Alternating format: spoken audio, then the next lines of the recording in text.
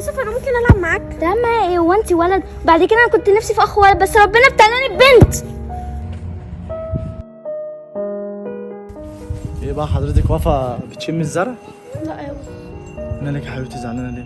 بابا انا ماما وحشتني قوي. وحشتني انا كمان والله، بس انت ليه بتقولي كده؟ بص يا بابا الصراحه يوسف كل ما اجي العب معاه بيقول لي انا كنت عايز ولد وانا مش بحبك ومش يعني ما بلعبنيش معاه. برضه لسه بقول الكلمه دي؟ طيب يا حبيبتي ما تزعليش، انا هصالحك حبيبتي. يلا